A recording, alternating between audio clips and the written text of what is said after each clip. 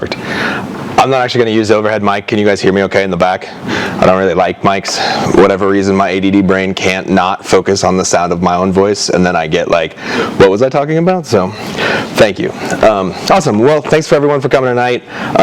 We're going to talk through a little bit of some serverless trigger stuff, both triggers, input bindings and output bindings. So if you have some experience with Azure Functions or AWS Lambda, some of the stuff, or a lot of it will probably be rehashed for you. If you've not, I stay fairly high level. I try to go through a number of triggers that are more generic. I'll do a little breeze through of what the full list of serverless triggers that Azure supports is, but I try to stay with some of the more generic ones because I think they're the most useful for the broadest audience of people. So,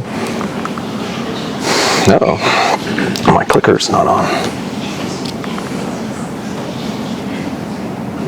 Awesome. Okay. Well, just a little bit about me. So I'm Ryan Epke. I'm the lead architect developer with Cordova. I've been in the software development industry for about 15 years. Love to travel. I've been with Cordova just about 2 years. And like Anthony said, we do all kinds of stuff, full-time staffing. I'm actually on our nearshore side, so I work with a bunch of our contractors out of Central and South America. Really great quality. Time zone is the same. If you guys are ever looking for adding to the team, got a quick project to spin up, it's a great opportunity. The price point's great, the quality is great, the time zone is so much nicer to work with than an offshore group, so definitely would encourage that. Awesome. I'm going to walk through a little bit of just kind of serverless background, some high-level stuff. I'll try not to get too dry on it, but I wanted to make sure people kind of had a good understanding of serverless. So obviously, serverless doesn't mean serverless. It just means you don't see any of the details of it. They abstract it away from you. You don't got to worry about any of the hosting, any of the details. You have to worry about the hosting, but not the actual server details. You just provide snippets of code and bind to specific triggers, and it handles all of the spinning up, spinning down, all of that stuff. You are just billed specifically for the actual execution time of your code. Key component to it is going to be event driven. I'm sure you guys are familiar with event driven in some capacity, whether it's events locally or queues, or you're using RabbitMQ, something of that sort. Everything in serverless is trigger based. Like it's all has some kind of event that's getting fired that's triggering the code to run. Then on both sides with Azure Functions and AWS Lambda, they support a ton of different languages. Sorry. Is your mic on? Is this mic on? It looks like it's on. Is the camera not picking it up? That's for the camera, yeah. Do you want me to use the actual mic? If you guys can hear me, I can put the actual mic on too, if that's okay. Okay, sorry about that. Yeah, I'm good. Okay, everybody's okay? Okay. Okay, so a ton of different languages, C#, F#, JavaScript, Python. They work really similarly. I've done a lot of TypeScript Node stuff and a lot of C# stuff in both Azure Functions and in AWS Lambda. So they're not exactly the same, but a lot of the concepts transfer between the two. So. Awesome. So on the event-driven side, again, just some core concepts. They don't sit around waiting for you. We kind of talked through that a little bit.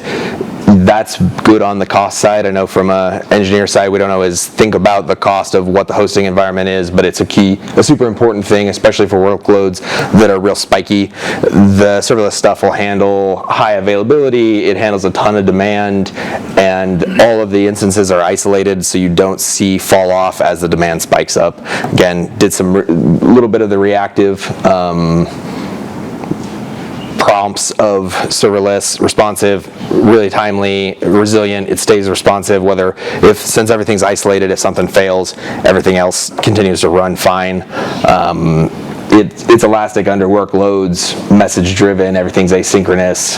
So there's some really nice baked in loose coupling concepts.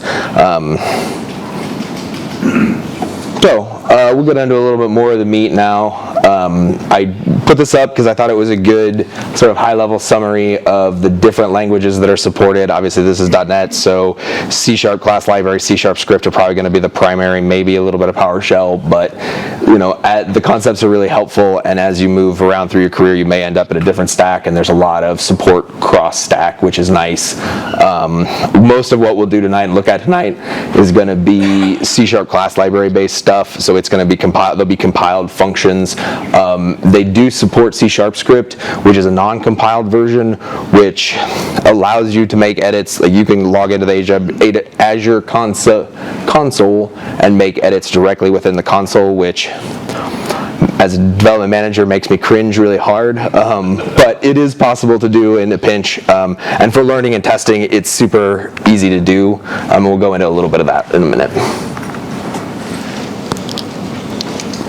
All right, so on the Azure Functions side directly, so the main concepts we'll talk about tonight are going to be input and output binding, data bindings, as well as triggers. So the input and output data bindings are how the data gets to the function. Input data, obviously, output data, how it's outputting result sets to other places within the Azure ecosystem.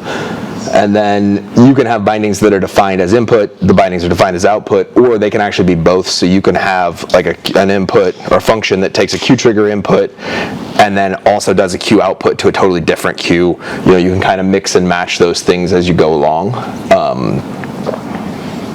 So all the data bindings will come in as parameters to the function that you're defining, and I'll show some examples of that here in a little bit. The trigger is what causes the function to actually run. Triggers almost always also provide some kind of input data as well, but you can have trigger inputs as well as input data bindings too.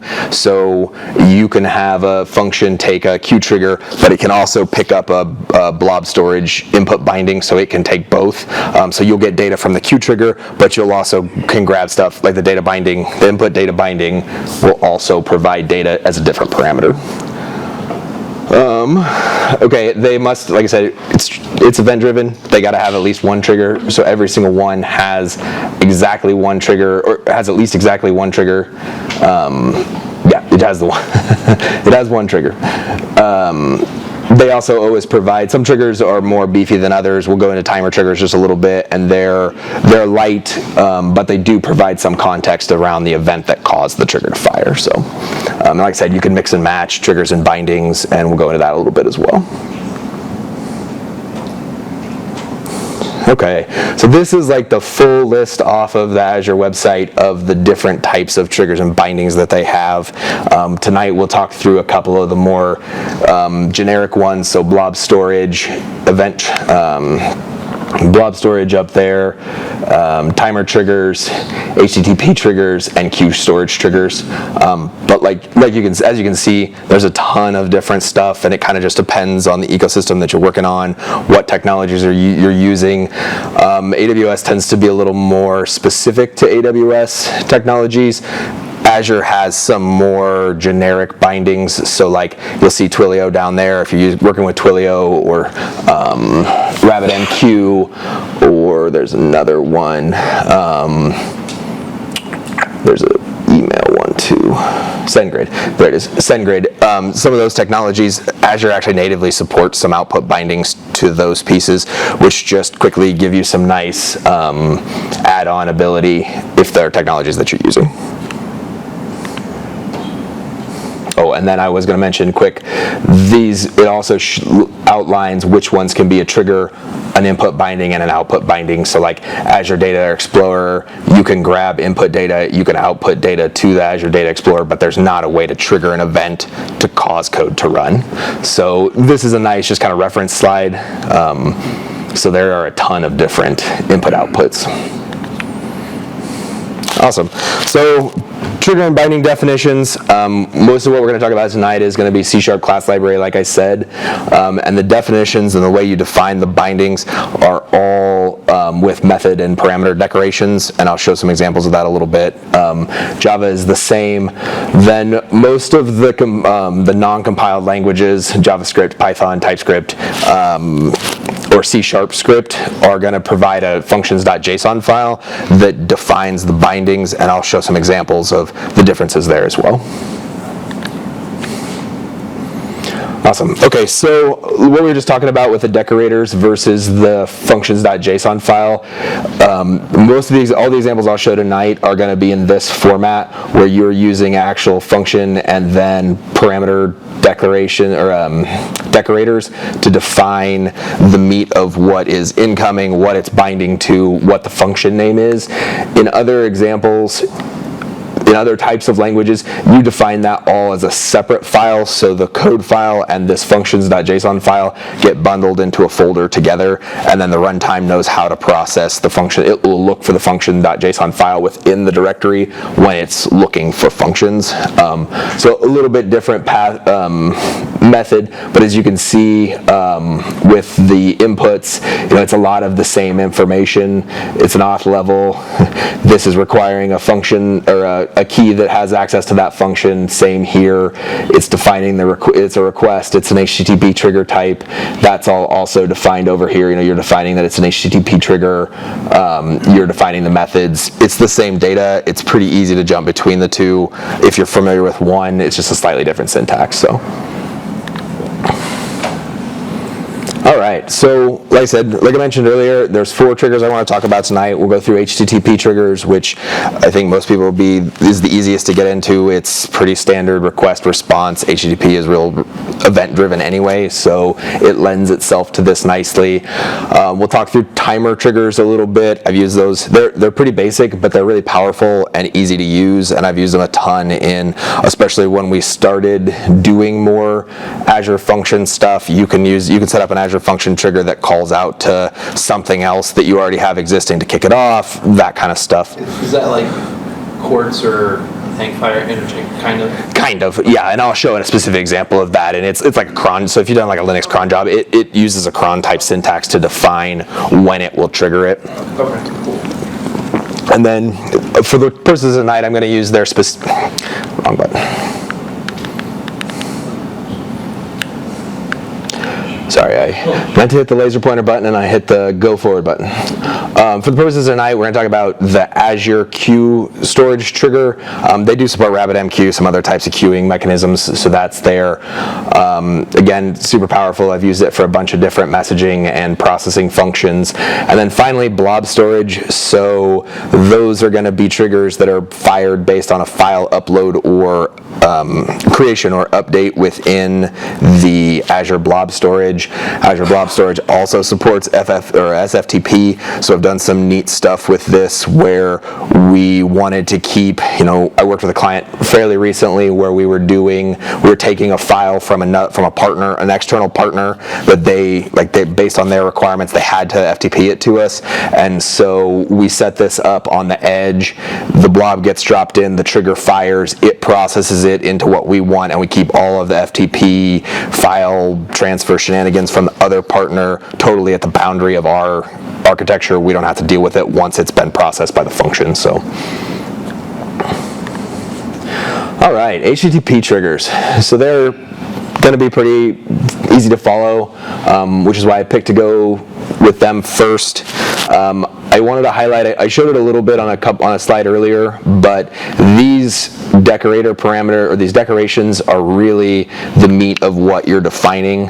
So the first one is going to be this function name, and this function name needs to be unique within the project that you're using it within, and I'll talk a little bit about how those get broken out. The actual function name, like you would think of normally the C# class function name, is only required to be unique within the actual class that you're building. So if you have 2 different code classes, you can have the run function, and this run function is fairly common from I can't think of the term. Yeah, like a convention. Thank you. That's what I was looking for. Yeah, from a convention perspective, run is fairly common. Like you define the function trigger and then you'll define run. If you do, especially with HTTP triggers where you may have multiple endpoints that are bundled in a file, then that's probably more common where you'll see that function name get renamed. But again, in this instance, it's an HTTP trigger. We're defining that because we're decorating this input with this HTTP trigger decoration.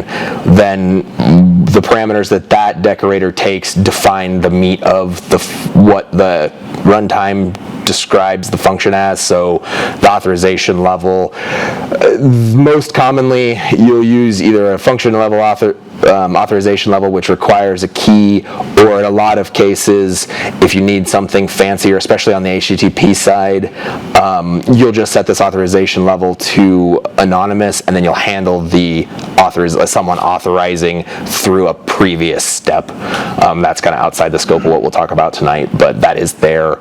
The methods it supports, and then the route, it defaults the route. It will use the function name as the default route, so it'll be /API/the function name as the default, but it will also let you override the routes, and I'll go into some examples of what that looks like here in a little bit. Most of my examples tonight I kept pretty simple. They're just like log functions or something like that. I didn't want something too bad to read.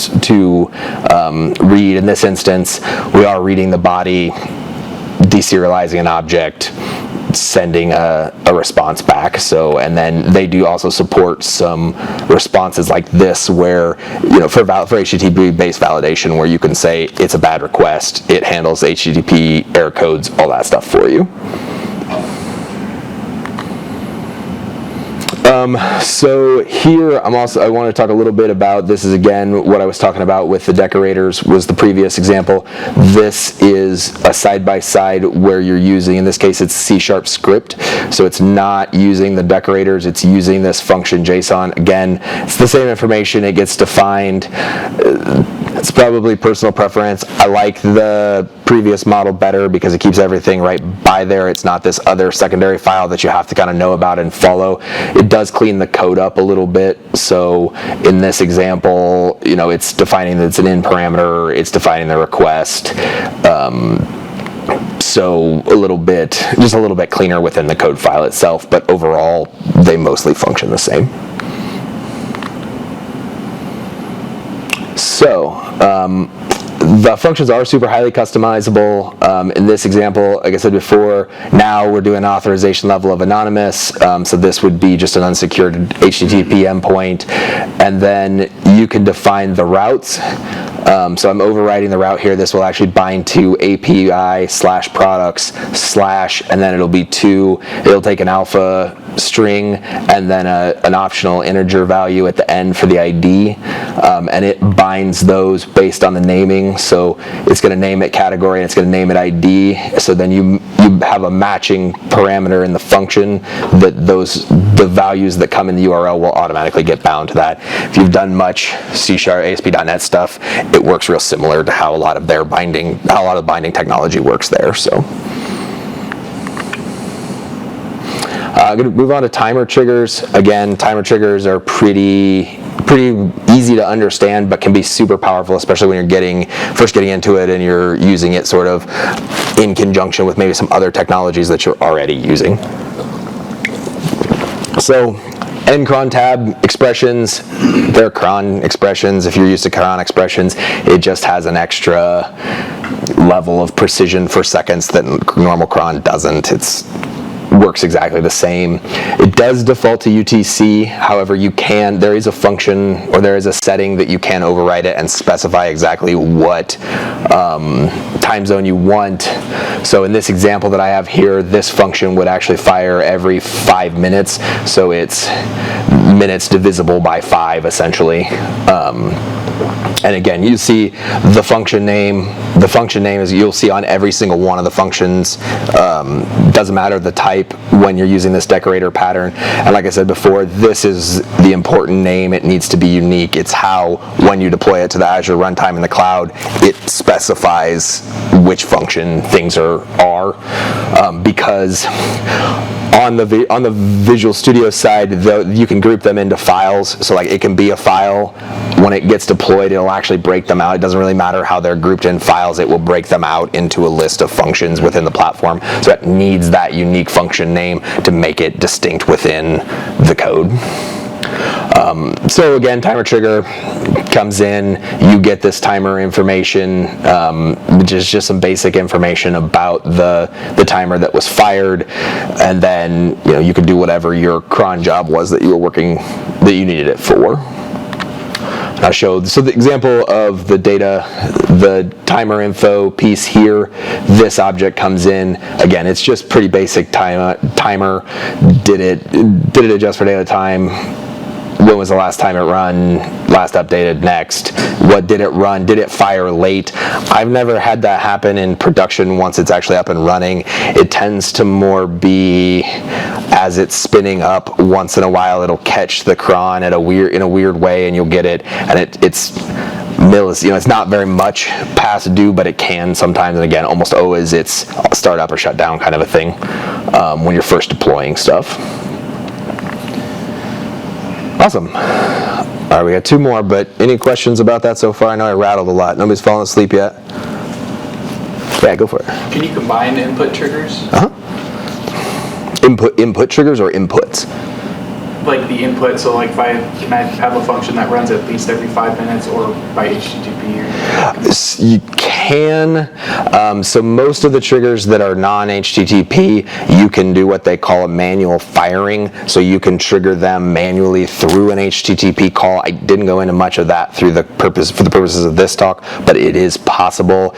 Most of the time I've seen that used, it tends to be a debugging or hey, this thing normally runs every 2 hours, but something failed and we need to manually, one of those we need to manually trigger it and rerun it things. But yes, that is possible. You absolutely can hit it with an HTTP request and manually trigger the function. Awesome. All right, queue storage triggers. So the next two, the previous two are more wholly triggers. The next two are triggers, but they also have input-output binding capabilities, so I'll talk about that a little bit more as well. So parameters. On a queue trigger, again, you see the function name, you name the function whatever you're going to name it. It's defined as a queue trigger because it has this decorator. Then this is defining the type of, or the name of the queue that it's going to listen to, which gets into Azure storage accounts, and it has to have, obviously it has to have access to that queue, and that could be a whole talk on its own. Azure, if you're just getting into Azure and serverless, storage accounts would be something I would get familiar with relatively quickly because it's a pretty core concept. So as far as the binding goes, so in this instance, it's just bound to a string. It can bind to a bunch of different things, and you just change the parameter type and it will automatically do the binding for you. So pretty common, a plain C object, language runtime object is the main input, and generally the queue body will be some kind of JSON. It'll deserialize the JSON into the C object as best as it can. You can take a byte array. They also have this queue message type that has some unique properties. I would say, again, 97% of the time, which is a very technical number, 97%, the common language runtime object is what you're going to deserialize it into, but there are some other options for some more specific use cases. This is kind of an interesting one. So failed messages will automatically retry 5 times. So if the message comes into the queue, it'll trigger a function to run. If it fails, it will put the message back in the queue and it will try to do that 5 times. Then once it's failed 5 times, it will automatically, Azure calls it a poison queue. I think you can maybe rename that, but by default it calls it whatever the name of the queue was. I think it's dash poison, or it adds a dependency to it. AWS calls it a dead letter queue, so same concept though. So then, yeah, we talked through this a little bit. Again, function name, trigger, queue it's listening for. In this instance, I'm just logging the output of what came in. It's nothing too fancy. Okay, so then the host.json file is set at the function level or at the project level, and it lets you define settings for all of the functions in a single app instance. And I'll show a little bit. We'll play around with a couple examples here in a little bit, and I'll show that. But in this example, this for all of the queue types, it's going to set the max polling interval, the visibility timeout, the batch sizes, DQ counts, lots of different things that you can set. You can take some, I think with this queue type, message type, there's a way to you can process like 5 queue messages at one time. Like you don't have to take them all one at a time. There is a way to batch it.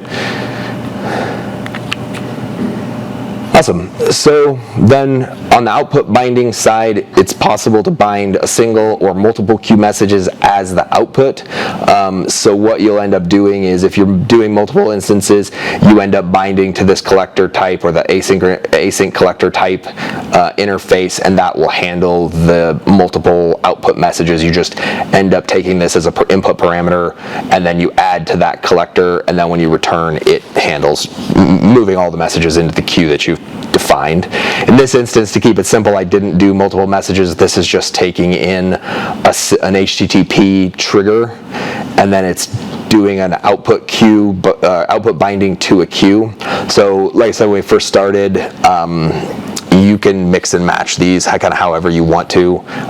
In this instance, it's a HTTP input trigger, so you'll see those decorated in the binding. The outputs are almost always decorated up here above the function, so the return type is queue, and again the queue message. And then for single inputs, you can just return the text, and it will automatically package it up and put it in the queue. In this instance, this would just be the body of the text of the queue message would just be plain text. You do have to handle the JSON if you want to return it as a JSON. And I don't remember off the top of my head. You may be able to return an object, and you might be able to configure it to deserialize automatically. I don't remember. That'd be a good question. Awesome. All right. Everybody's still awake, right? Doing good? Okay. Blob storage triggers. So these are one of my favorites. I love blob storage triggers. I think they have a ton of applicability. They make stuff. You can handle PDF conversions, image size conversions. I talked about the FTP document processing. Like we've just used them in a bunch of cases where it's easy to set it up. It runs on its own, and you just don't have to worry about it. Stuff just makes its way into the blob storage accounts, which is really nice. So again, we're going to set a function name. In this instance, I am using a queue output, so that's the return type here that we kind of talked about. Then the blob trigger is set to look at the blob folder in the blob account that it's configured for. It will look at the directory samples-work items, and then whatever file comes into that, it will match to name, so you'll get the name of the file into this string parameter. We'll go into a little bit more of the pattern matching there in a second. There's a ton of really powerful stuff you could do with that, really easy just with the pattern matching. On the actual input object, it will bind to stream or text reader or string, which I don't bind it to string unless you're really confident it's going to be small. I've seen some people get bit by that before. Or byte array again, just do a stream. Like streams are easy to read. It'll handle it. It's fine. So we'll go on to pattern matching. Okay, so on the examples for pattern matching, so this again is going to be this little string right here that is matching what is telling the system what files to watch for within the blob storage account that you're in. So you can specify the directory, you can specify specific file names. In this instance, so in this example, that string would be input blob name, blob extension. So that would match on any item or any file that was added or updated within the input directory of that blob storage account, and it will automatically bind the name of just the file and the extension to the two inputs. So in the example I give here, if it's original-blob1.txt, you're going to get the original-blob1.txt in this blob name binding, and then the extension will just come in as txt. So that's, again, super helpful. I've got a couple more examples on the next slide we'll go through. I spaced them out because I had them all in one slide and they were kind of hard to read.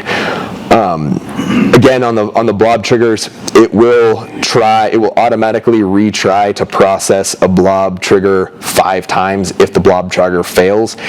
If the blob trigger fails a 5th time, it actually generates it's actually configured by default to generate a message that gets dropped into a queue so that you can see that the file processing failed, because by default blob triggers don't move the files around. Like, they're a side effect of the blob getting added versus like queue triggers where you're popping the message out of the queue and moving it around. So obviously it won't move the file, but it will generate the message and drop it into the queue so you can listen. And I'll go into that just a smidge bit more here in a minute. So a couple more pattern matching examples. So in this example, we just said input, we hard-coded original dash, and then we left name on the end of it. So this is going to actually match only files that are in the input directory that have a prefix of original dash. So let's say, like in this example, if they were coming in as original dash and then we were processing them and we were leaving them in the same directory with process dash file, whatever it is, we could do that. Not my personal preference, but possible. And again, the name would bind to this second part here, so you'd get blob1.txt. In this example, if it came in and it was test-blob1.txt, that wouldn't trigger the function at all. Like, it'd still show up and it'd get added to the blob storage directory, but it wouldn't trigger our function to run. A more concrete example where I've seen this be really powerful is if you're trying to process just a certain type of file, and images is probably not the best name for that, but a certain file type, you can hard-code specify like an extension here. So in this instance, test.png would bind and it would run, and you'd get test within the name parameter that gets sent in. However, if you did the same thing with test.jpg, that wouldn't trigger the function at all. So there's some really cool, powerful things you can do there with just a slight variation to the matching pattern that you're doing on the files you're inputting. Okay, we talked about that a little bit with the 5 failed queue messages. Again, by default, it'll put it into a poison. It also appends the poison name on it, and it'll automatically put a function or a queue in there, a queue message into that queue with this type of format. So it'll tell you what function it tried to run, the type of blob that it got, the container name, the actual blob's name, and then this e tag is the specific version of that file. So because I've had this happen where a file will come in, it'll fail to process for a little bit, that file will get overwritten by another one that's coming in for some reason, and then that one processes, and so you get all these failed messages and you go to look at it and you're like, well, why the hell doesn't it? It's fine. It will give you the specific e tag so you can tell, okay, this file is a different version of the same file name than it was before. Okay, so like I said at the beginning, you can also do input bindings. So in this example, we're doing a queue trigger, so the function's actually getting triggered by a message coming into this my queue-items, but we're also pulling in a blob here to say I want samples, work items, and then whatever the match is on that. So you can kind of mix and match these to work together, which is nice. And there's some more options that you can specify that, like how many you want to grab. You can get the top, you can get the bottom. Like there's some more like obviously what if I have 10 files in here? There's some configuration that goes into how you specify what that looks like. One thing I did want to call out is, so you can tell it's an input binding and not a trigger, because in the previous example here, it is actually blob trigger is the declarator that we're using, versus in this one it's just blob. So the triggers will always have that trigger at the end. So it's a queue trigger with a blob input binding. So just like kind of subtle difference, but once you get used to it, not too bad. And then you can also set them up as an output bindings. It's the same, it works similar to how the queue binding did. You just specify a declarator that specifies where you want the return to go, and then it will output, and you can do one or more output files. And this is, I apologize, this is a little harder to read because it's a little more complicated. This is a kind of a basic example where it's where it's resizing images, and so it's taking a blob trigger input, sample image's name, the stream of the image, and then it's defining these output blobs. So it's saying I want to put it into this other directory, this sample images dash small, sample images dash medium, and then it's getting and it's saying file access is going to be right. So that's how you know it's an output data binding and not an input. And then it gives you those two streams. So then down here a little further, when the input saves, so it passes them into the resize function, and then eventually this input stream, or no input, where's the output stream? So I'm trying to read that at the same time. Hit save. Oh, save, yeah. The input.save is there with the output. Sorry, that was obvious. You pass the stream just like you would with other streams. So that's how you're outputting to the different types to these different blob stores. So you can take as many of those as you want as parameters. So I'll jabber about Cordova in a minute, but I wanted to do a couple of concrete examples. If I can get this out of the way.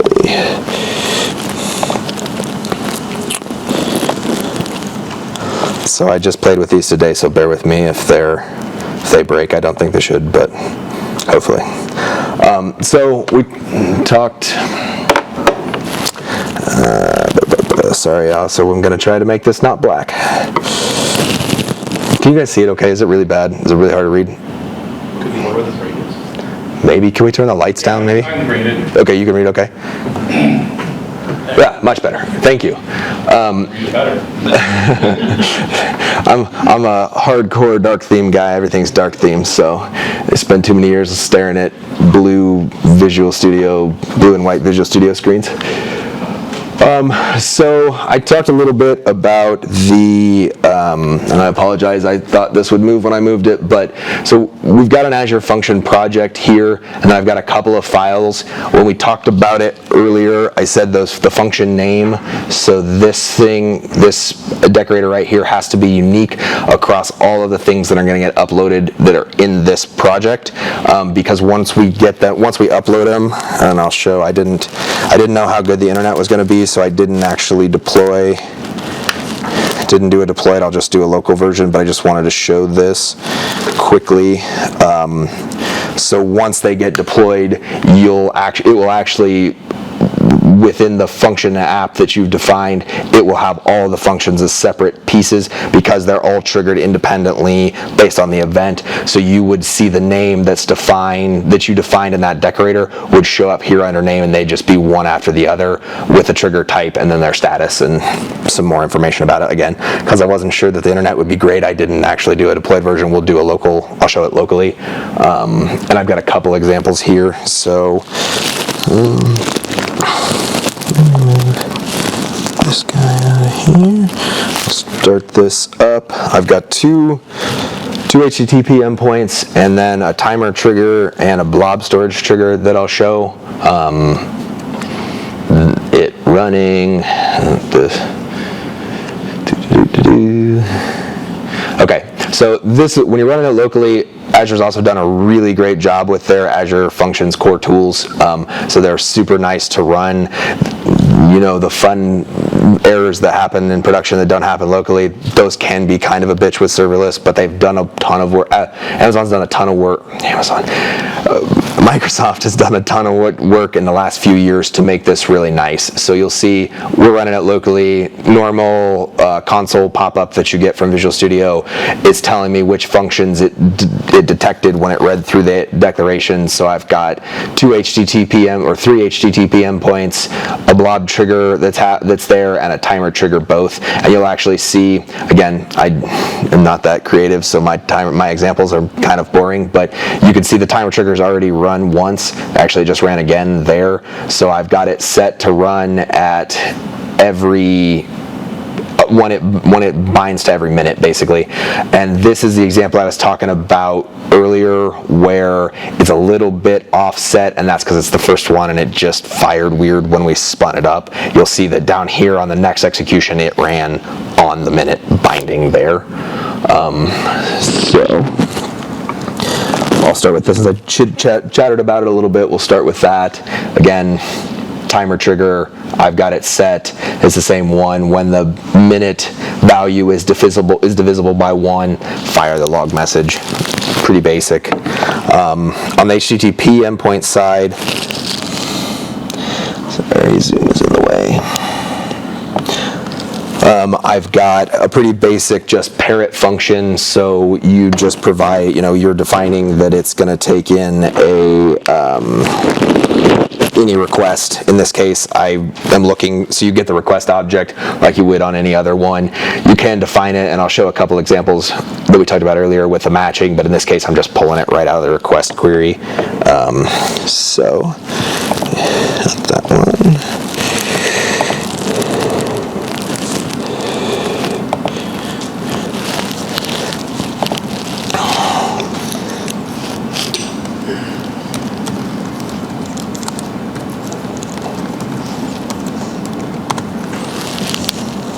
So in this instance, again, not all that exciting, but I provided a parameter to it, fired the function trigger, responded, took the input, pretty basic stuff. I did have a different example here where I want to show how a couple of different bindings work. So I also have these functions here that are doing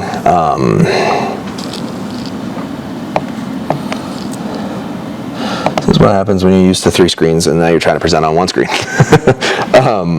So in this example, I did a little more of the binding stuff we talked about earlier, where I overrode the root, or the route, with this products root, and then I provided the category, and in this case, it has an ID, and then I did the same thing here. So this is a fairly common pattern, like REST type pattern, where you'd get a category, and then if you specify an ID, you'd get an individual item from that, versus in this instance, it's going to be the top level.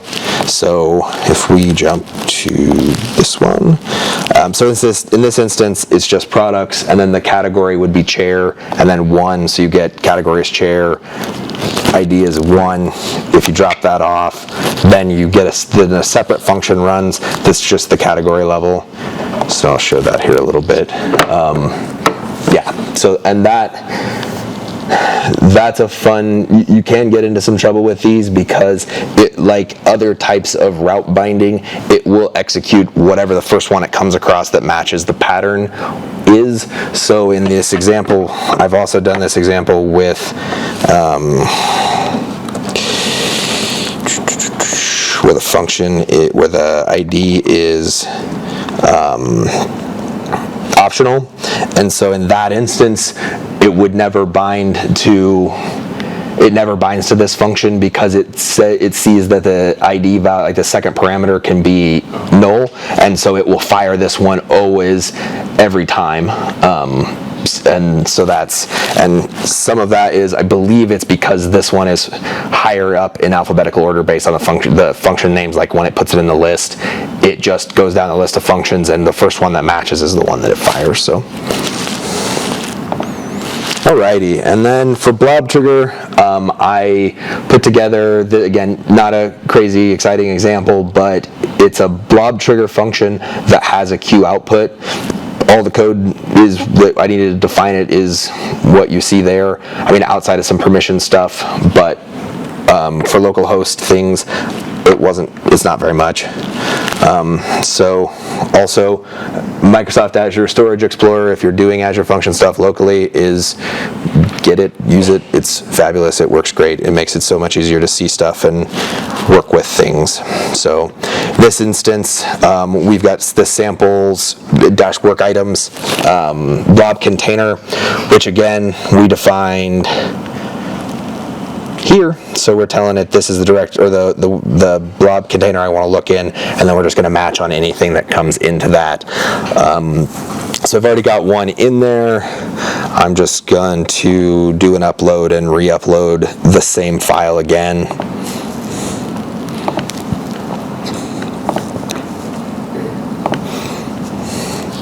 It'll think for a minute. It's going to upload. Again, I'm replacing it, so I'll just replace it.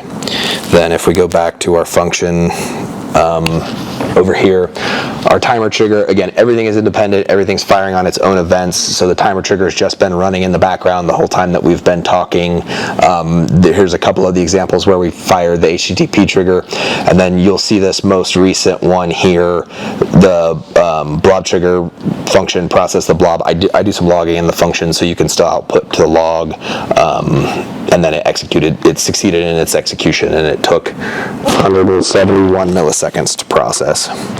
So it went through the function that is this guy, so it just takes in the blob as a stream, processes out the name, and then I should have mentioned this, the iLogger. So again, if you do much .NET stuff, I'm sure you've seen iLogger, but you will get that in these as well. It will pass in, it will work logging locally this way, so it logs the console when it's here locally.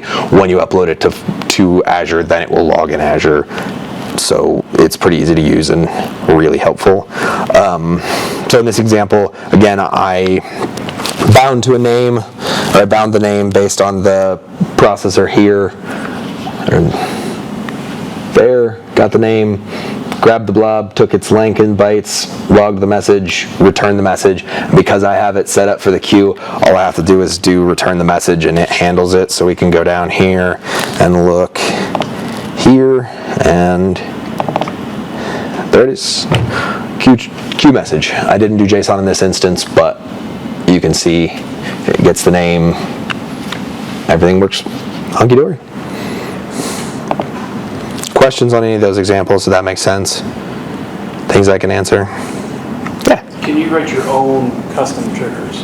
You can. They have, and that's newer stuff. They do have some support to do custom trigger bindings. It's not something I've really messed around with much, but I know it is a possibility.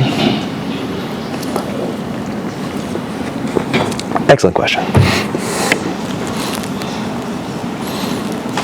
Awesome. Can find my damn slides. All right. Usually this is when I give my thanks to Cordova for letting me talk, spiel, what we do. I already did that, so we'll just skip over that. I did want to throw this out, so we do have a number of events upcoming in the Omaha area that you should definitely check out. We've got a really great golf and exec panel coming up that we've got a bunch of different execs from different areas. Mary Kyle from FNBO, Dave Martin, Matt and Lori Schneider from Physicians. So, all senior level VP, CIO, CTO type of speakers. They're really great panels, some really great questions. And you get to play golf and drink beer, so that's never a bad day. Dave was the CTO from here. He used to be the CTO. Oh, really? Nice. Yeah. I did not know that. I'm from Lincoln, so sometimes I get the Omaha names. I'm like, oh, okay, I don't know who that is. Then we do Texas Hold'em. Texas Hold'em is what, monthly, Jill? We will Quarterly. be back in August. Oh, in August. Okay, yeah. Yep. So that's coming up. So if you don't, all this stuff is on our LinkedIn pages. We announce everything. So if you don't follow us on LinkedIn, definitely a good spot for that. Pints and Pinball is the same. Our office is down by Benson. So we generally go to the arcade bar in Benson and do some pinball, play some other games, free beers, chat with different technical people. So had some really good response to that as well. So maybe. Oh, well, Ignore that. That was from a presentation I gave last week that I forgot to take that slide out. Awesome. Any other questions I didn't answer? I know I paused a couple of times. Yeah, go for it. Maybe it's one of those, it depends, but This software I can probably answer every question that way. I guess, so I haven't been on a lot of like serverless projects, and if I am, I'm doing other things like a UI. Right, yeah. So I guess with what you've dabbled with, is there like a trigger style or type or use case that's like the most common, I guess? I would say the four that I gave today are probably the four most common. I mean, HTTP has gotten a lot more popular, especially, maybe not for, again, it depends on the workload that you're doing. If you have something that takes a ton, that's getting HTTP requests all day long, every day, you're going to pay more to run it in a serverless architecture like this. But if you've got a site or a subdomain of your site that's infrequently, so like super common to have like your blog site or your career site or something like, it might get 10 requests a day, and if it is on a subdomain, moving it to stuff like this is great because you're not like, as long as it's just, you're not paying for it to just sit around and wait. You pay a little bit more for the actual execution time that happens. So again, if you're getting a ton of volume, then it doesn't make sense. But I've seen that work really well. Again, I love blob triggers. Blob triggers are super powerful, and I don't know why at this point let me say that a different way. Outside of security, I don't know a reason why someone wouldn't use a cloud storage option for image storage, file storage. If you're doing anything that's high availability, I've been bit in the butt a number of times for like, oh, the server ran out of hard drive space and the images request started failing for all the end users, or obviously there are monitoring remedies and stuff like that you can do, but it just works great in the cloud. And then it's a number of slides back. Like I said, there are, I think my scanner died. There are a number of different, there are a ton of different triggers. So again, it is a little dependent on what you're doing. I've seen some really cool stuff with Event Grid. If you're doing app stuff, the Microsoft's IoT Hub is cool. There's some really cool processing for IoT stuff. Again, it depends a little bit on the volume. If you're, I was going to ask, Matt, people know I love talking about event sourcing. So I've seen like some solutions where if they see a new row or a blob inserted, they just... Yeah. So like Azure SQL, you can absolutely do that. Like in preview, but I'm assuming it's probably MySQL Express option. I believe so. I'm an old fuddy-duddy, and I don't like things that get triggered magically off database injections because I've just seen it go awry. But if you, just like everything, it depends. If you do it right, I've seen it be really powerful and cool. I've also seen it be like, this thing keeps happening and no one knows why the frick it's happening. But it sounds powerful. Yeah, absolutely. Cool. Yeah, great questions. Awesome. Well, I'll stop yammering. I will be here if you have other questions or you're curious. I'll be here to chit-chat. And yeah. Thank you, guys. Thanks for letting me yammer at you. Yeah, I'll leave it on that.